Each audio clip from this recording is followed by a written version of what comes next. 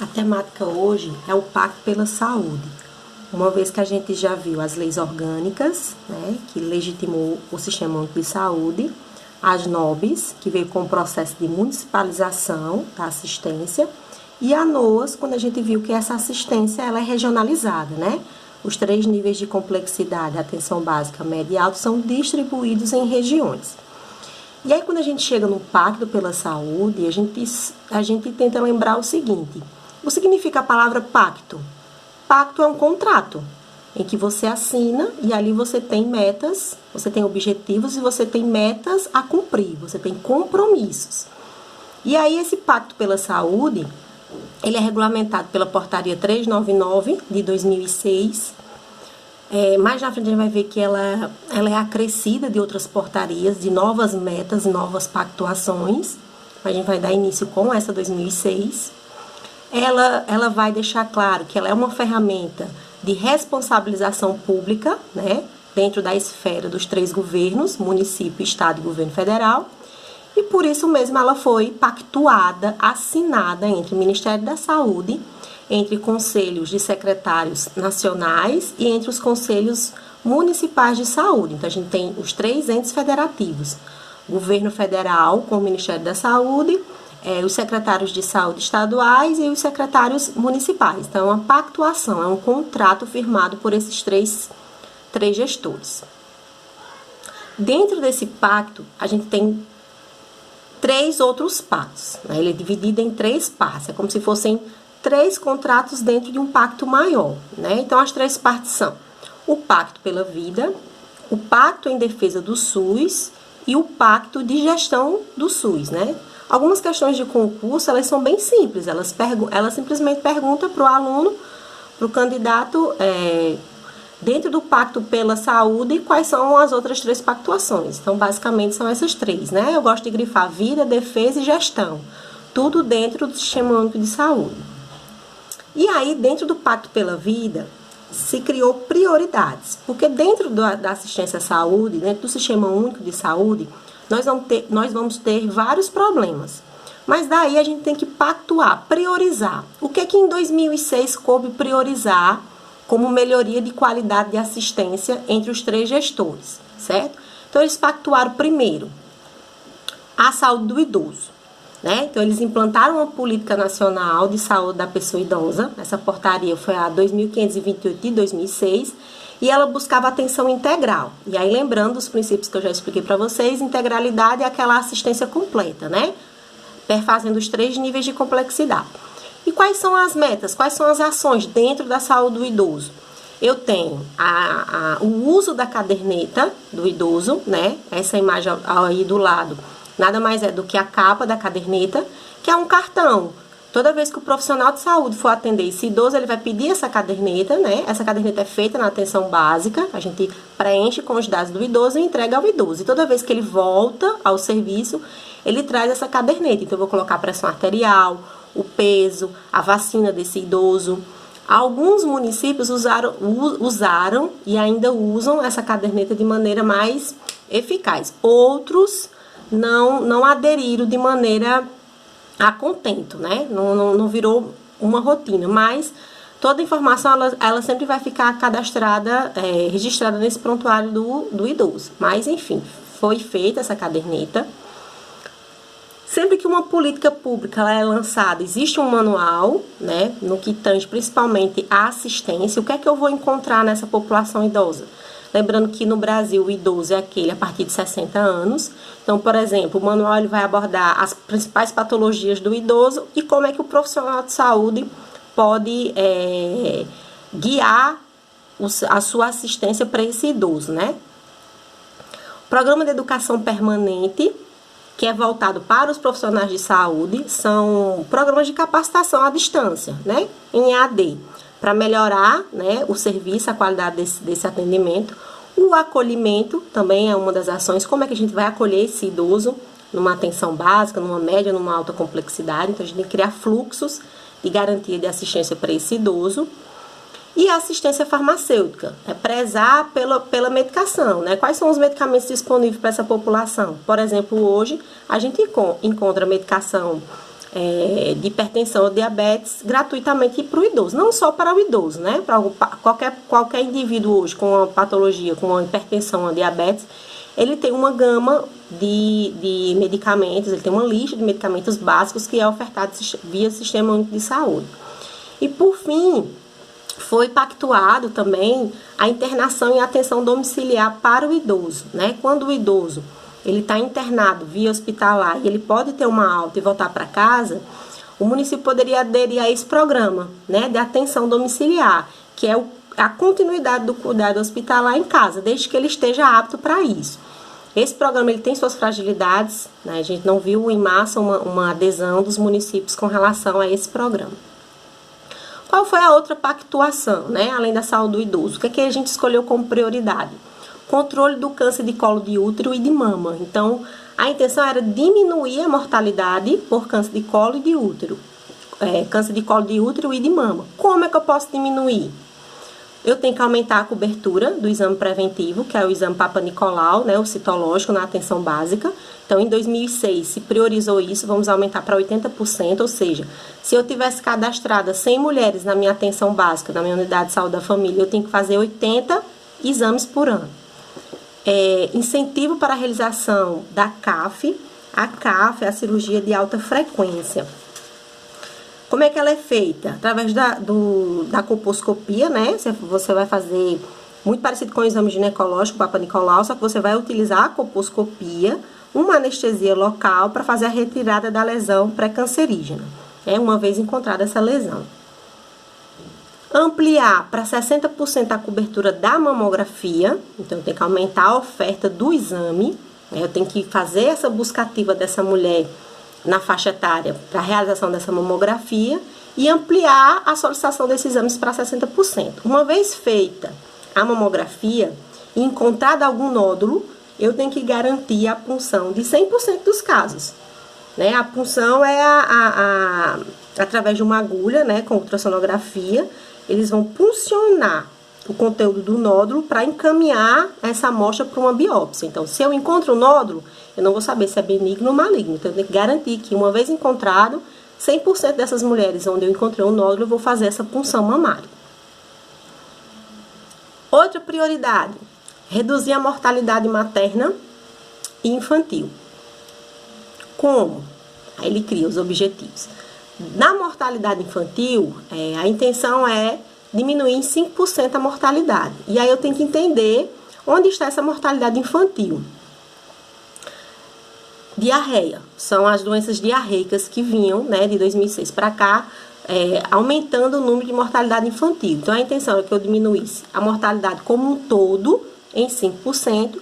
Dentro dessa mortalidade, eu tinha que diminuir essa mortalidade de diarreia em 50%. Por isso, a gente tem hoje, se vocês observarem os cartões de criança, criança dos filhos de vocês ou de um sobrinho, uma vacina chamada rotavírus, porque o rotavírus ele era um grande causador de óbitos por diarreia nas crianças, né? Principalmente nas crianças menores de 2 anos. Diminuir em 20% os óbitos por pneumonia, então também era uma causa muito alta de mortalidade infantil, então a intenção era diminuir em 20% esses óbitos por pneumonia. Por isso, hoje também que eu tenho a vacina, né, contra a pneumonia. Garantir medicamentos para síndromes hipertensivas. O que é isso? Quando a mulher está gestante e que a gente faz um diagnóstico de hipertensão, a pressão arterial dela sobe, eu tenho que garantir que eu vou ter esse medicamento.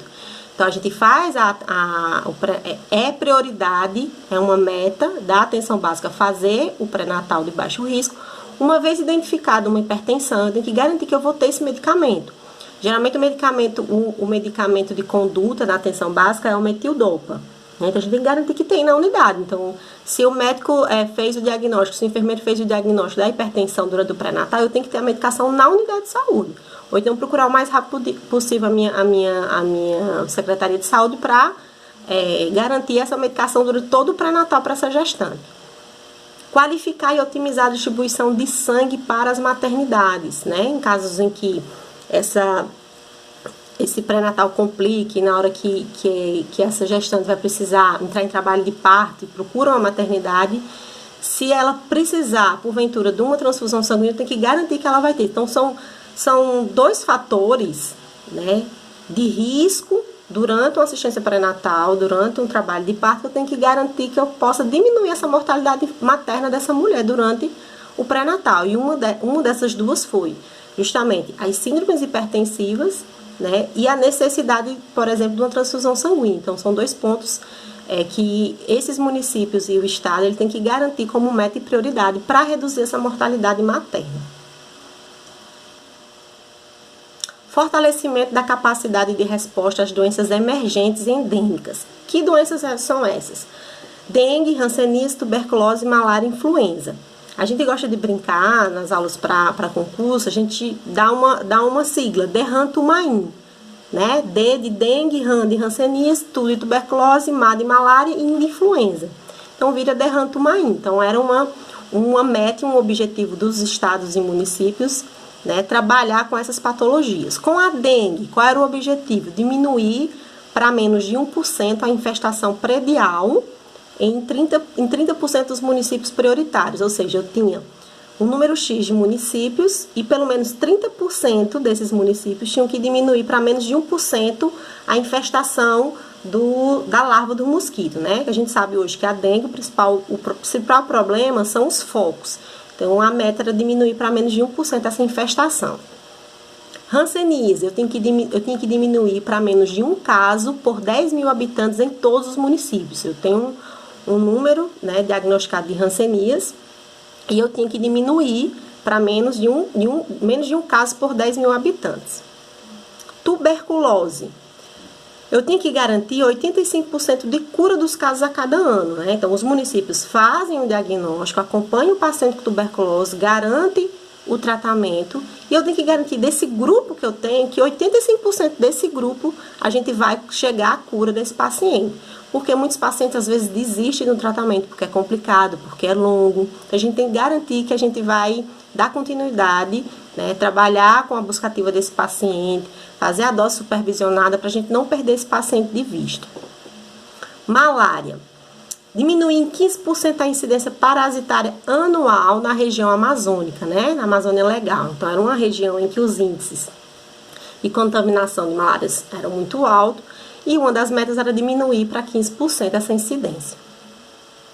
Por último, a influenza, né? Implantar um plano de contingência, plano sentinela, em que você de fato está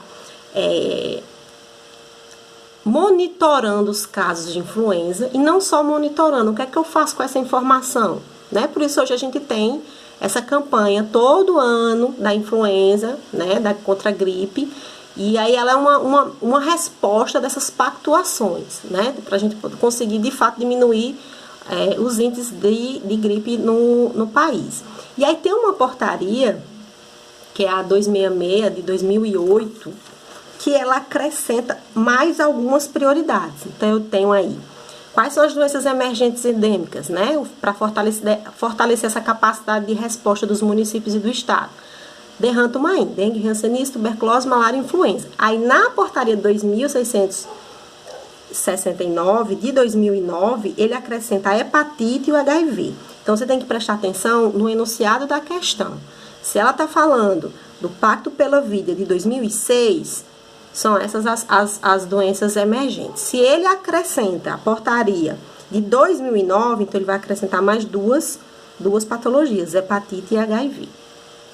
E aí no finalzinho, eu coloquei um videozinho do YouTube, que é uma reportagem do Fantástico. Mas, professora, essa reportagem é antiga, essa reportagem é de 2009. É porque é justamente isso, pessoal. Se a pactuação ela foi de 2006, se essas prioridades dessas patologias foram essas, a gente tem que tentar entender o porquê. Então, a gente vê o contexto epidemiológico da época para fazer essa pactuação e cumprir nossas metas. Então, por isso, dê uma olhadinha nessa reportagem, que ele vai falar justamente dessas patologias e de outras que são problemas de saúde pública ainda hoje.